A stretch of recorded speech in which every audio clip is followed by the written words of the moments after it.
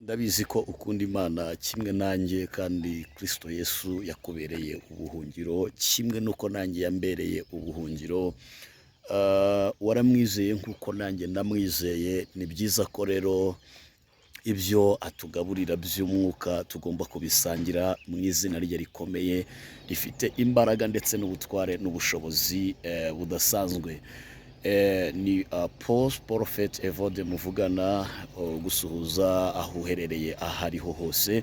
Gushimiye ko udukurikirana kandi nawe wishime kuko wahisemo neza, kuko iby'ingirakamaro ni bike muri kino gihe.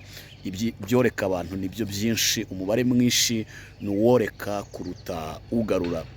Nta kindi tubereyeho rero ni ukubamenyesha ibiri ku mutima w'Imana, ni ukubabwira ubuntu bwa Kristo n'icyo buba bwatangaje ku buzima bw'abera. Amaleta y'isi buri gihe akunda gushyiraho amatangazo arebana gavumenti zabo, hanyuma natwe rero gavumenti y'ijuru, ubwami bw'Imana, ubwami bwa Kristo, abera babuhisemo nabo batangarizwa iby'Imana bifuzaho n'ibyo ibatekerezaho. Rero aho uherereye sinzi ngo nisanga hege, ndi mu gitondo cya kare, ariko kandi kuzindukana na Yesu ntako bisa, kuzindukana n'Imana ntako bisa. Turamukiye imbere y'Imana kugira ngo tuganire n'abera iby'Imana iba yashyize ku mutima wacu. Murabizi ko nababwiye ko mfite ubutumwa mu byiciro bitandukanye, kandi ntekereza ko ndi gusenga nanone kandi kugira ngo haboneke intsinzi, kugira ngo kandi abera b'Imana tubeho.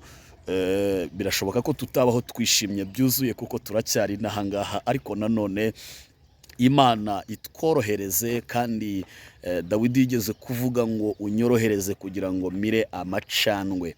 Shimira rero abantu bajya muri comments bakadushimira, blessinga, bakavuga ko duhabwa umugisha. Namwe turabasabira umugisha mu Mana. Muri Kristo Yesu harimo imigisha myinshi, ariko mbasabiye umugisha w'amahoro. Mu gihe isi ibuze amahoro, mwebwe mwakire amahoro Yesu atanga. Wanyemerera tugasenga kugira ngo dutambutse buno buhanuzi na buno butumwa. Ubwo ngira ngo tugeze ku cyiciro cya gatatu, dusatira icyiciro cya kane, kuko mfite ubutumwa mu buryo nabuhawemo ngo mutange mu byiciro.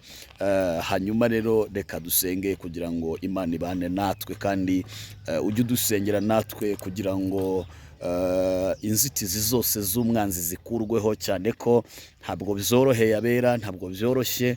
Itorero rya Kristo riri guca mu mage, riri guca mu kaga gakomeye, ariko Yesu Kristo niwe Mana kandi n'umukiza wacu n'ibyiringiro byacu. Mana, mu izina rya Yesu Kristo ndagushimiye.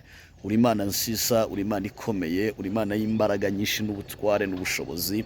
Sengeye mwene data ugiye kudukurikirana kugira ngo ubu butumwa bumugereho aho ari hose: Belgique, Canada, mu Rwanda, Australia, Kenya, Tanzania, Uganda, Congo, Burundi n'ahandi hatandukanye, mu mareta atandukanye. Reka buri wese yumve ijwi ryawe, kandi ndabizi neza ko iyo ubiherekeje buri wese asobanukirwa ijwi ryawe. Hariho byinshi byitwa ko ari ijwi ryawe, bikiyitirira ijwi ryawe, ariko mu izina rya Yesu nzi ko utanga umwuka wo guhishurirwa kugira ngo abantu bumve ijwi ry'Imana. Ndagushimira rero ko unyumvise.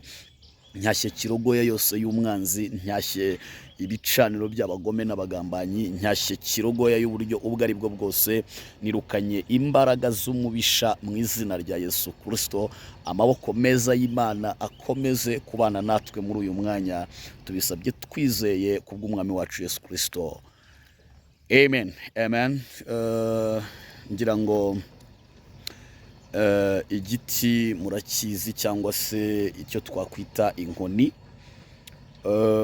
Iyi nkoni rero Imana yambwiye ngo mbwire abantu ko ije gukubita, ije guhana inkozi z'ibibi. Muri uyu mwaka hariho guhanwa n'Imana. Wowe wavuze ko Imana ntacyo yagukoraho, Imana ntakimaze, Imana ntakivuze, ifite ikivuze, ifite ikisobanuye ku buzima bw'abantu. So imana rero ntabwo ari agakinisho bakinisha, ntabwo ari akantu kari aho ngaho batwara uko babonye. Imana reka mbanze nyibasobanurireho gatoya. Imana ni umugabo w'imbaraga zikomeye cyane. Iyo ihamagaye umuntu ntarara ku isi. Iyo ivuze ngo baho ubaho, iyo ivuze ngo pfa urapfa. Ku isi ububasha abantu bafite, birashoboka ko umuntu yavuga ngo pfa akanagerageza kukwica, ariko Imana itabishyizeho iherezo ntupfe rwose. Ibyo ni ibintu twabonye, ni ibintu twagiye tubisikana n'ibidushiga. Uwiteka agakomeza kugenda arwana intambara tukabaho. Mama, ntabwo kuba uriho atari uko batatumye amahembe ngo aguhitane, kuba uriho ntabwo ari uko batatumye imbaraga za Satani ngo zikumerere nabi. Kuba uriho ni uko Imana yavuze ngo baho. Iyo Imana ivuze ngo baho ubaho, iyo ivuze ngo pfa urapfa, kandi ntabwo biyitwara umwanya munini. Iyo Bibiliya ivuze ngo tureme umuntu ase natwe, twihuse yajya gusoza imaze kumubumbabumba ikamuhumekeramo umwuka wayo. Guhumeka nta n'amasegonda abiri bitwara, ni uguhuha. Hanyuma uko rero yahumekeyemo umwuka wayo umuntu, ni nako iyo ishaka kuwisubiza ikurura rimwe. Mbese umuntu aba agiye, umuntu aba apfuye, umuntu aba abayeho, umuntu aba apfuye. Urumva rero iyo tuvuga ni inyembaraga cyane. So rero wowe utemera ko ibaho, wowe utayumva, wowe uyirwanya, ntabwo ndi mu gisata cyawe rwose, kuko Imana ni umugabo ukomeye cyane, afite imbaraga, kuko na hanyuma y'ubu buzima ibaze ko yateguriye ubundi buzima abamwizera bose. Rero ngushishikariza kwemera Imana, kuko abandi bose wakwemera bazagutenguha cyangwa bapfe bashire, baveho, wowe nusigara uhagaze wenyine. So rero muri kino gitondo nkwifurije kubana n'Imana. Umuririmbyi yaravuze ngo kubana na Yesu iteka mu ijuru, aravuga ngo bidutera umunezero kandi bikatwishimisha. Arababwira ngo mu isi ndi umushyitsi, arababwira ngo sinzayihoramo, arababwira ngo ahubwo ndi mu rugendo runjyana mu ijuru. Rero message ya mbere ishamikanye na zimwe maze igihe mbaha mu byiciro, nuko uyu mwaka harimo ibihano by'Imana ku bantu bitandukanye. Hari abantu bajya biyorohereza ngo none se ngo umukozi w'Imana ngo ubw'Imana ngo yamana dupfiki mupfiki. Bibiliya iravuga ngo kubaha Uwiteka nibwo bwenge, kandi kuva mu byaha niko kujijuka. So rero uko wagenje niko uzagenzwa. Ibyahishuwe Yohana, Yesu yaramubwiye ngo ubabwire ko ndaza vuba nzanye ingororano, kugira ngo ngororere umuntu wese ibikwiranye n'ibyo yagize gute yakoze. Arababwira ngo ndi Alufa, arababwira ngo ndi Omega, arababwira ngo ndi tangiriro kandi nkaba n'iherezo. Ese utekereza ko kwemera gutambutsa iby'Imana iduha, wenda sometime n'amatayito twahawe n'Imana adaciriritse rwose, utekereza ko ari iki? Nuko twamaze kumenya ko nta handi ubuzima buri, nta handi ho guhungira. Abo twizeye baradutengushye, turavuga ngo Imana aho izishimira kudutuma niho tuzajya. So rero kuba hari abakritika, kuba hari abatabyemera, ibyo simbitindaho. Ngiye nkora icyo umuhamagaro wanjye uhagazemo, kandi umuhamagaro wacu twahamagariwe muri Mariko 16:16 harimo ibimenyetso bizagendana n'abizera ko bazavuga indimi nshya kandi bazarambika ibiganza ku barwayi bagakira. Iyo rero turimo dutanga ubutumwa tuba turimo dutanga umuti wo gukiza abantu. Hanyuma rero uko guhemba gushamikanye, guhemba kwiza, guhemba kubi. Ku isi umuntu wakoze ibibi arahanwa agahembwa ibihwanye n'ibyo yakoreye. Hanyuma ntutekereze ko ijuru naryo ridafite ubwenge ku buryo abantu basuzugura Imana bagakora ibyo bishakiye ndetse bakayituka ku mugaragaro ngo wibwire ko bizakomeza kugarukira aho ngaho. Niba abana b'abantu bahana abandi, sintekereza ko Imana yatanze ubwenge ikarema umuntu yo yareka kumukurikirana kandi ariyo yamuremye. Rero ntiwiyorohereze niba uri mu nzira igoramye, ndagushishikariza kugororoka, ndagushishikariza kwinjira mu cyiza ukava mu kibi ukajya mu cyiza, ndagushishikariza kuva mu mwijima ukajya mu mucyo w'itangaza. Simbizi ariko kandi nuko ubundi butumwa nahawe cyangwa se nahawe ari uko buvuze. Ikindi cya kabiri narabwiwe ngo igihe kiri bugufi. Imana yarambwiye ngo igihe kiri bugufi, ngo ariko abakristo bararangaye cyane, turarangaye. Reka nishiremo natwe turarangaye cyane. Ibyo twahamagariwe gukora si byo turi gukora, kandi buri wese mu ruhande rumwe mu gisata kimwe cyangwa ikindi. Ntabwo umuhamagaro wawe uhagazemo neza, ntabwo duhagaze neza mu cyuho Imana ishaka ko duhagararamo. Imana irambwira ngo abana b'Imana batangiye guhindurwa n'isi, batangiye guhindurwa n'ibigezweho, batangiye guhindurwa n'ibintu bimwe cyangwa ibindi, ariko kandi ntabwo turiho ngo isi duhindure, ahubwo uriho kugira ngo uhindure isi. Haleluya. Iyo ngendanye n'umuntu nishimira ko amenya Kristo nk'umwami n'umukiza w'ubugingo bwe. Iyo we afite ibigirwamana, nishimira kumwereka ko ibyo bigirwamana nyine ni ibigirwamana si Imana, kandi bifite amatwi ntibyumva, bifite amaso ntibireba. Bene data rero, ndagira ngo kandi mbabwire neza ko umwuka wera w'Imana arimo aragaya itorero n'abakristo, nubwo yenda gushyira ububyutse mu isi, ariko arimo arabona ntabwo abantu bari maso. Rero kuba abantu bamwe na bamwe batari maso ntabwo ari byiza cyane, ntabwo bikunzwe cyane. Icyiza rero nuko habaho kuba maso, hakabaho kuba maso mu buryo bumwe cyangwa ubundi. Ugomba kuba maso mu buryo bw'umwuka, ugomba kuba maso mu buryo bw'umubiri, kandi ugomba kuba maso kugeza igihe intsinzi ibonekeye muri Kristo Yesu. Ndagira ngo kandi nkubwire neza ko Imana y'amahoro ari Imana yiteguye kuba na maso nawe, ikaguha kuba maso, ikaguha imbaraga zo kuba maso, ikaguha ubushobozi bwo kuba maso. Yaramubwiye ngo abayizeye, abayiringiye ntateruka bazacirwaho.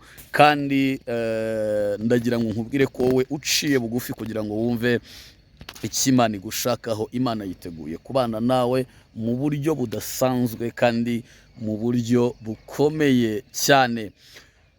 Hanyuma message ya gatatu nahawe, Imana nabonye iha amaso abantu.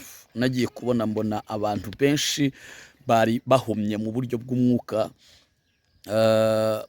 Nkajya kubona nkabona hari ibiganza bigiye ku maso gutya, noneho ibyo biganza byavaho nkabona wa muntu arimo arareba agasimbuka. Imana irambwira ngo kuri ayo maso yawe iguhaye n'andi maso mu buryo buri spiritual, ugiye kugira ijisho ry'umwuka. Ubwo ibyo biragendana nuko hariho abo benshi nabonye bari barasenze batakira Imana kugira ngo Imana ibahe guhishurirwa no kumenya kugira ngo be kujya barwa mu ruzi barwita ikiziba. Hari abo mugendana, abo mwagendanye bakaba ari bo bakugirira nabi. Imana iguhaye gushishoza no kumenya rwose, iguhaye kumenya, iguhaye andi maso. Umuntu nakubwira ngo arakwemera kandi mu mutima atari ko biri, ugiye kubivumbura kuko wahisemo neza, wabanye n'umugabo ukomeye witwa Yesu, umenya ibyiherereye n'ibyihishe. Hanyuma uko kugira amaso bigiye kugendana no guhishurirwa. Ugiye kuryama kandi inzozi zawe ziragarutse. Mu by'ukuri ntiwasengaga saa 9, akira imbaraga zo kongera gusenga. Mu by'ukuri kwiriza ubusa nibyo binsatirije indi message ya gatatu ya kane. Kwiriza ubusa byarakunaniye. Uwiteka yarambwiye ngo agiye guha abantu imbaraga zo kwiyiriza ubusa ndetse no gusenga. Umwuka ibintu yahishuye sinabivuga kuri kamera uburyo yabimbwiyemo, wenda kugira ngo ntica amategeko, ariko ubyumve nyine nawe niba uri umurokore, uri umuheburayo, ubyumve na ubundi iyo umuntu atiyiriza ubusa akarya kuva ku wa mbere kugeza ku wundi wa mbere, umwaka umwe ugashira undi ugataha, uyu muntu mu mwuka yitwa iki? Mu mwuka Imana imubona gute? Imubona nk'iki? Imubona imugereranya gute? Uko nguko rero urabizi wowe. Hanyuma bene data, nabonye abantu bari gusenga ariko bagasenga abadayimoni barabasuzugura cyane. Imana irambwira ngo ni kuriya abarokore basigaye bameze, bafite amasengesho ariko amasengesho asuzuguritse. Amasengesho asuzuguritse, amasengesho abantu bari gusenga abadayimoni bakabasuzugura, abadayimoni bakisekera, bagaseka, bagakwena. Mana we, Imana iguhe imbaraga zo gusenga, Imana iguhe imbaraga z'amasengesho. Muririmbyi yaravuze ngo mu gihe cyo gusenga amasengesho yanjye agera kure cyane, agatambuka n'inyenyeri kandi agakomanga urugi, akagera ku Mana Data wa twese. Oh haleluya.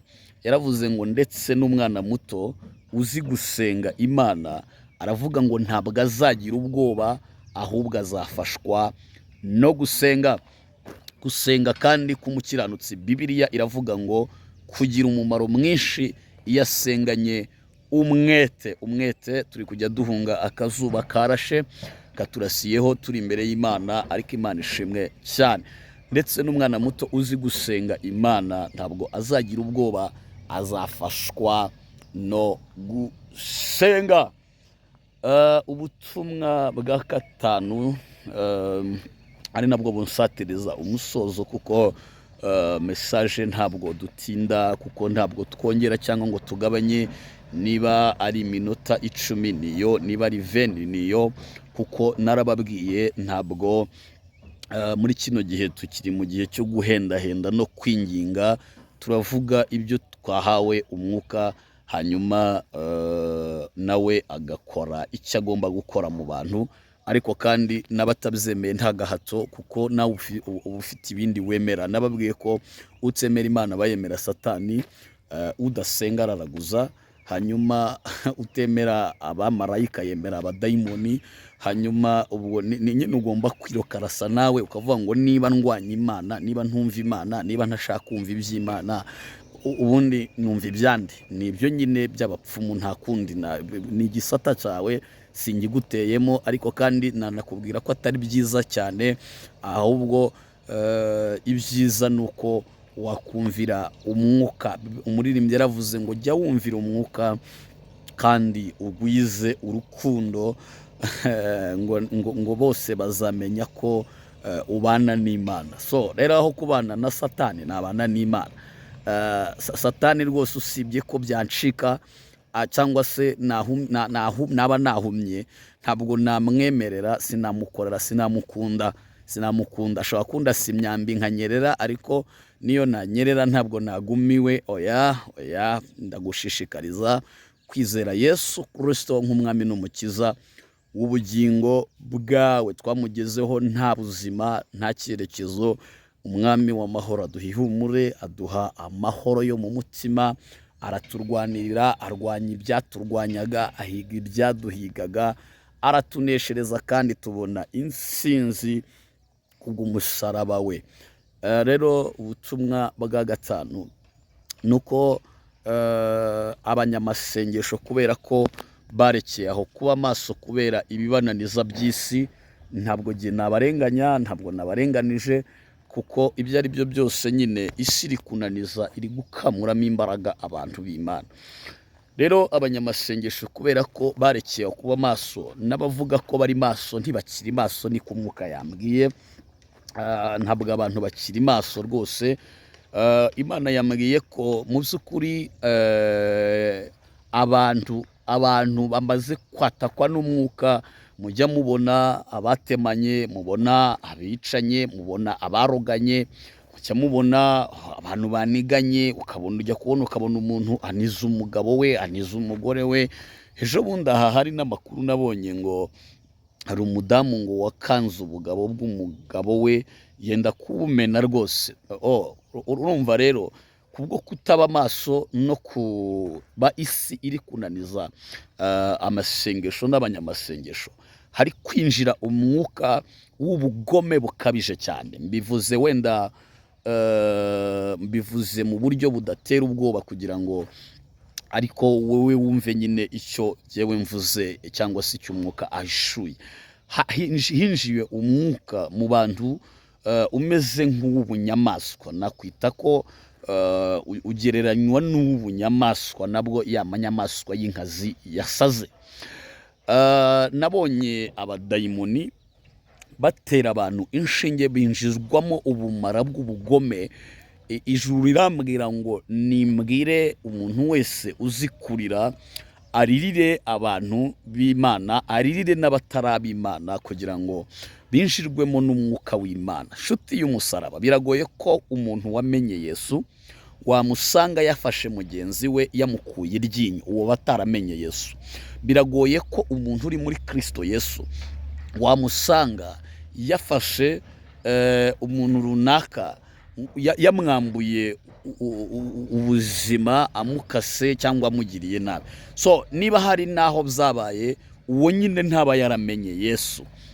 Rero habeho gusenga ku banyamasengesho, habeho kongera kubyuka abashumba, abarevera, abapasitazi, abaposozi, bishopu. Ndabinginze kubw'imbabazi z'Imana, twongere turinire abantu b'Imana, twongere tunihire itorero rya Kristo, twongere tunihe. Iminiho yanyu ngo yajyaga igera ku Mana ikagira ibyicubya, ngo ariko n'abantu b'isi bamwe ibintu bigiye kubarenga birenge ubwenge bwabo, kuko ubwenge bw'Imana nibwo bukenewe muri kino gihe. Ubwenge bw'abantu nabwo bugakurikiraho, ariko nabwo babuheshejwe n'Imana. So rero Imana iguha umugisha, Imana ibane nawe, Imana ikuneshereze kandi ikurwanirire. Ndakwinginze kubw'ubuntu bwa Kristo, kubw'imbaraga ze, ubane n'Imana kandi wegera Imana, kuko kwegera Imana niko kwiza kurushaho kwegera Kristo. N'iby'igiciro, umuririmbyi yaravuze ngo n'iby'agaciro kumugira ni ubuhamya bugenda turashima. Rero Imana ibagirire neza kandi Imana iguha umugisha. Nshuti yanjye aho nkurikirana uherereye hose, nkwifurije umugisha uva hera, kandi iyo twatura umugisha nk'abatambyi, umugisha ubageraho. Iyo twatura imbaraga z'Imana nk'abatambyi, izo mbaraga z'Imana zibageraho. Niyo mpamvu tuba twitaruye urusaku kugira ngo tuze muvugane n'Imana ahantu hamwe nyine, wumve Imana utuje kandi wumve ijambo by step by step by step. Bidutwara imbaraga nyinshi, ariko nubwo bitagira ababishyigikira, Yesu arabishyigikiye.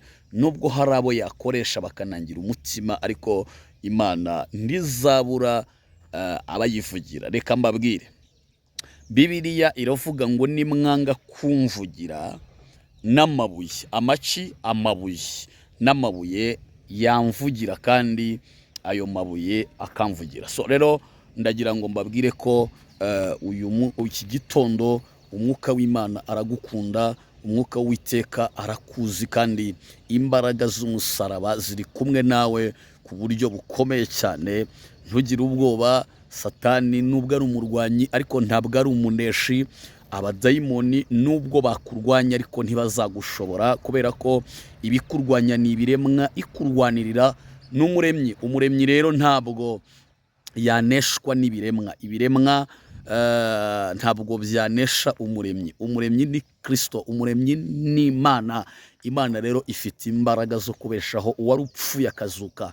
Imana ifite imbaraga zo kwimura imisozi itabimenye. Imana ifite imbaraga zo kuzura abapfuye, na Lazaro niyo yamuzuye. Imana ifite imbaraga zo kwimura umuntu aho atuye mu buryo bw'umwuka habi ikamushira aheza. Imana irodana sibenafosaye. Imana ifite imbaraga zo gufata uwari mayibobo ikamihindura umwami.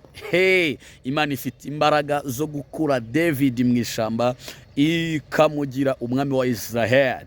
Imana niyo ikenyeza abami, ni nayo ikenyuruza abandi. Imana niyo yimura, Imana niyo yimika. Imana, haleluya torero, Imana itanga imbaraga zikabeshaho ubuntu. Imana ishingira abari kugumirwa, abatari kuzapfa bashatse. Imana ikabambika impeta. Mbega ihumure umwuka ari gutanga, mbega imbaraga ndimo ndumva muri kano kanya.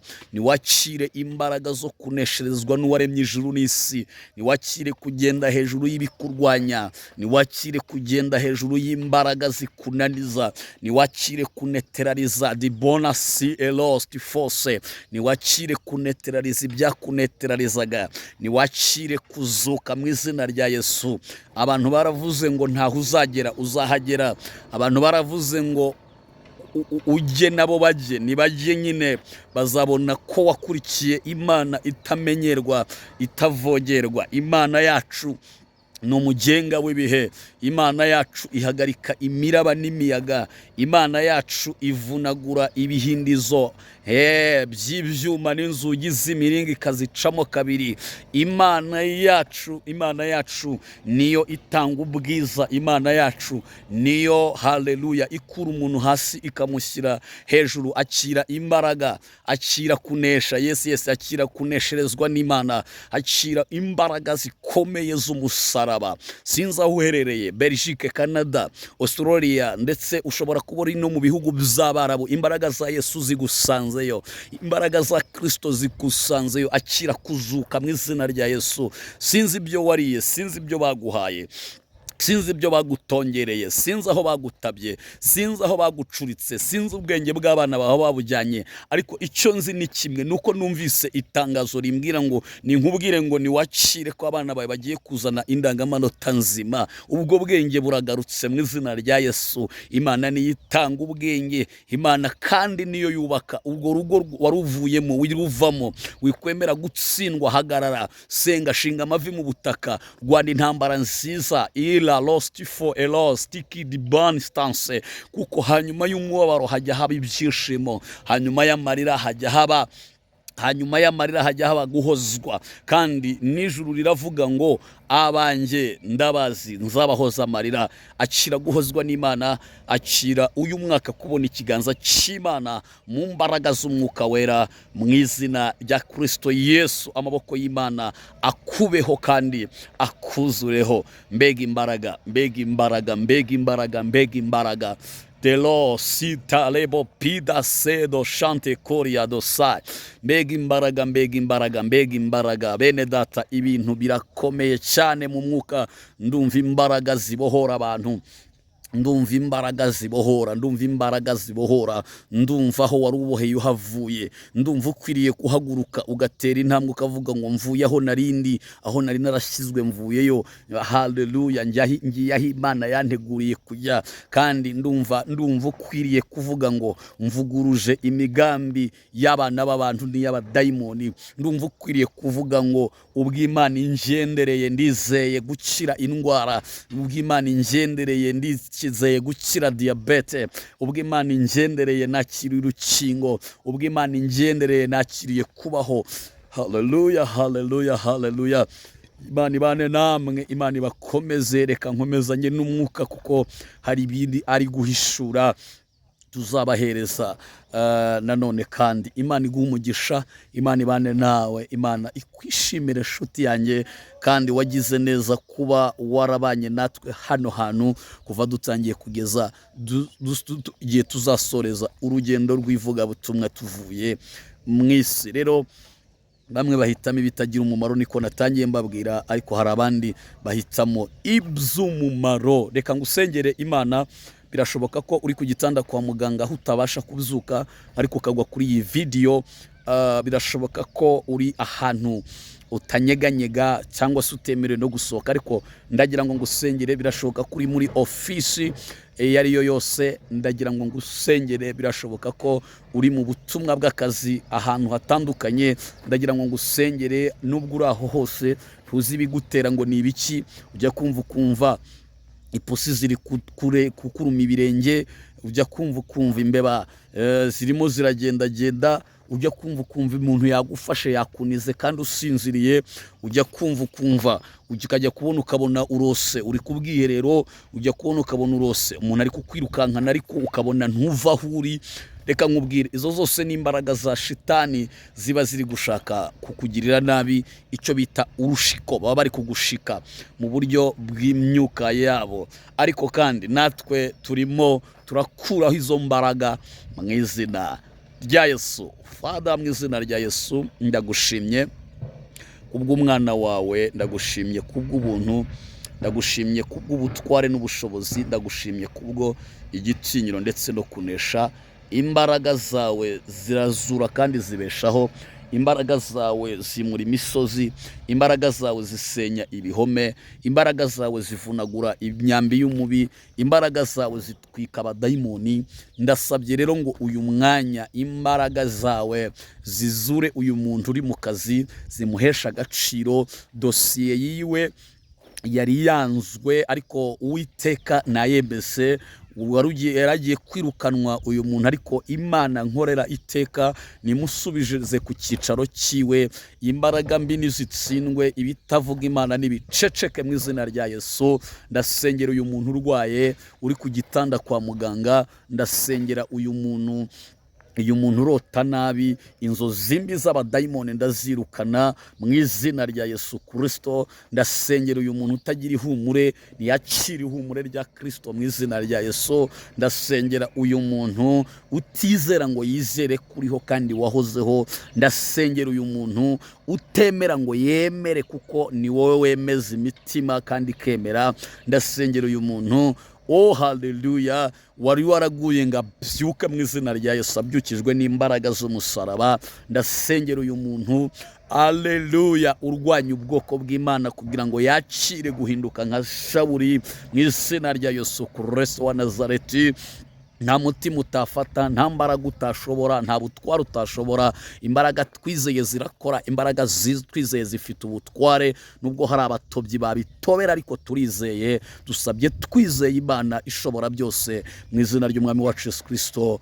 Amen. Shalom. Imana iguhe umugisha. Uri kumwe na Apostle Prophet Evode. Imana igirire neza kandi Imana ikwagure. Shalom, shalom.